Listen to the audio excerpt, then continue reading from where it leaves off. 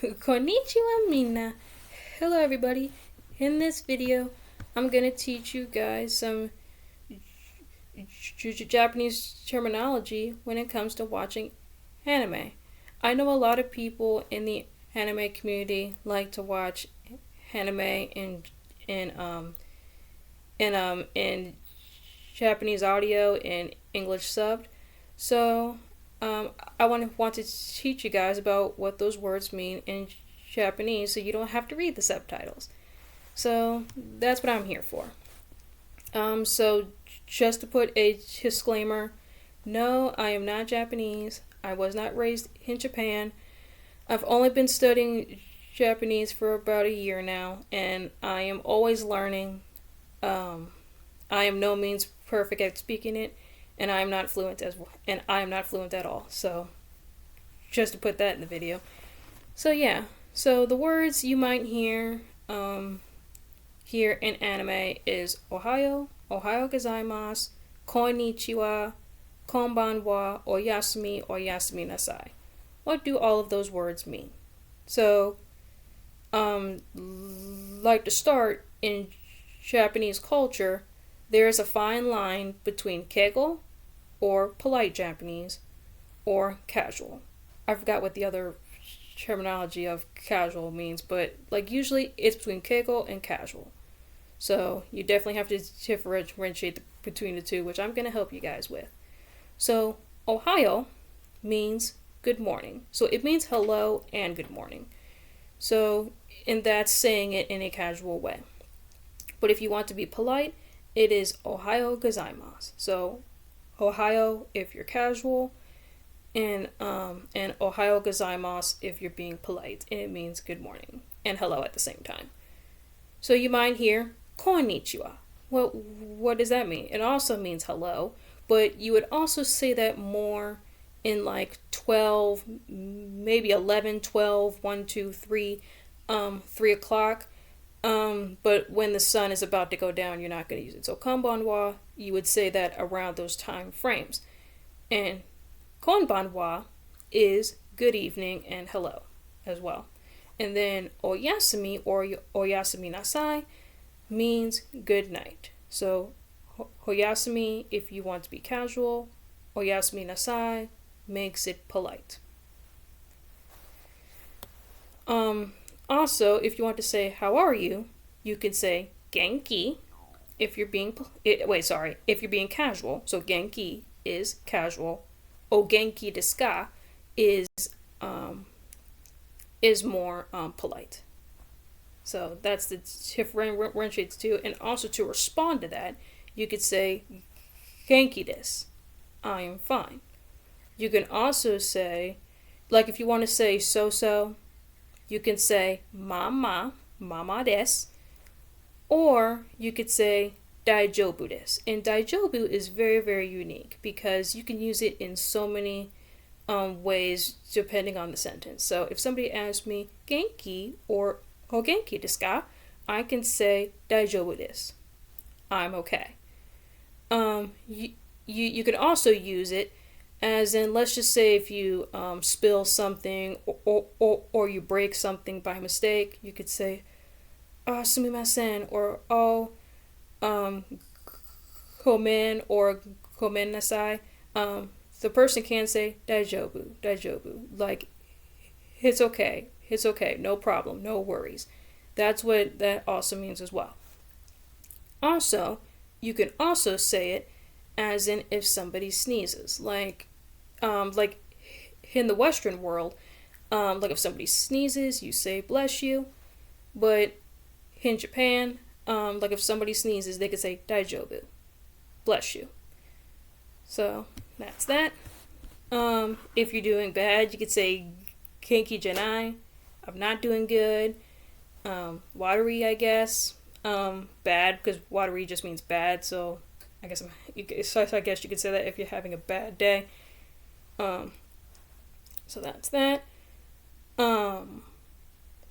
Also your age. You might also hear that too. So basically, you would put your age, and then you put sai des. So for example, if somebody says Niju hachisai desu. I'm 28 years old. Or Nisai des. I'm 2 years old. Whatever. So you just stick the number with sai and des. So pretty simple there. Also, goodbye. There are many ways that you could say goodbye in Japanese. It is jane. You could say matane. You could say bye bye. And you can also say sayonara. So the unique thing about sayonara is that you don't want to say that unless you're not going to see that person for a very long time, or if they're dying or something, then you would say sayonara, or if you're not going to see that person for a long time. But typically, if you're going to say bye, but like you'll see that person later or tomorrow or whatever, then you would say jane, matane, or bye bye. So all fine words to say. When you eat. So typically when you eat, you put your hands together like that, and then you say itadakimasu. What does that mean? So itadakimasu means let's eat. So you would say that, and then you would eat, and then let's just say after you're done eating, then you would say gosho-sama or gosho-sama deshita if you want to be polite, which means thanks for the meal. Or let's just say if you're in the middle of a meal and you got to take a phone call, you got to go to the bathroom or whatever, you can also say that as well. To be excused. So it also means to be excused, and it also means thanks for the meal. Also, like when you're leaving. So when you leave out the door, you say intekimasu. So what does that mean? Intekimasu means I'm leaving. And then somebody can respond to that and say itterashai. Itterashai means take care. And then when you come home from whatever, work, to the store, whatever, you would say tadaima, which means I am home, and then someone in the home can respond to hokairi, which means welcome back. So you might hear that a lot in anime as well. So yes and no. So if you talk about the standard yes and the standard no, height is yes and ie means no. But typically that's kind of like standard. So if you kind of want to fluff those words up a little bit, if you want to say no, you could say un. That's has also a casual no. Or you could say iya as well. Height, which means yes, you could say so. So if you hear a lot of Japanese characters say so, yes. So you'll hear that a lot too, especially in Japanese culture. You'll definitely hear that a lot too. So yes is height, so un. So be very careful with un and urun. So un means yes. Un, when you drag it out, means no. So be very, very careful because those sound very, very similar. So un. So yes and no. Let me see. I'm trying to think of like what typical stuff you will hear. So you might hear with anime characters like kun, chan, sama, all that stuff.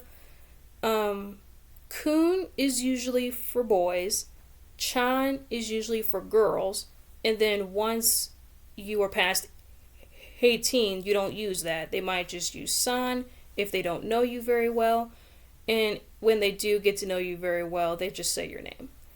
Sama, that is pretty up there. I don't think in Japanese culture they don't use sama a lot, because that's pretty up there for sure. That's definitely higher status for sure. Let's see. I think that might be about it, guys, as far as like so I. So you're definitely going to hear that a lot. So watashi, you might hear atashi, which is the feminine way to say I, watashi. So it means I or me. You might hear boku, which boku is more towards small boys and younger men. So women don't use that word at all, like unless you're singing a song or something. But but women would never say that word. Like women would usually say watashi or atashi if they want to be feminine. I think that's all the I's that I know. And even in some sentences, you don't use watashi or the I words and stuff like that. And you might hear anata, you might hear kimi. Those are the two U's that I know. But I know in Japanese culture, they don't use you very much. Not at all, because it can be quite rude. The only times that I've ever used like anata is like if somebody asked me how I was doing. Like if somebody asked me genki, oh, haijobu desu, anatamo or anata. That's the only situation that I would ever use that with. But typically, they don't use it. Which, not saying never ever, but typically they don't. So, yeah, I never use like I never use like a nata or kimi or anything like that. Like unless you're singing songs or something, then that's typically what they will say that word for, like a nata or kimi. So yeah, guys, I don't want to make this video terribly long, but I hope you guys enjoy me teaching you some Japanese terminology.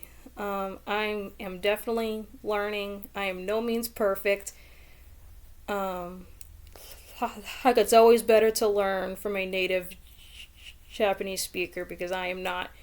But yeah, guys, if you guys have any questions about like certain terminology as far as like when you watch anime, like if a phrase really sticks out to you and you have a question about that, please let me know. I'll definitely be more than happy to answer it. So yeah, guys, leave a comment, like, and subscribe, and I will see y'all next time. And fun fact, watching CoComelon in Japanese. Try that. You will learn a lot. Mata ne!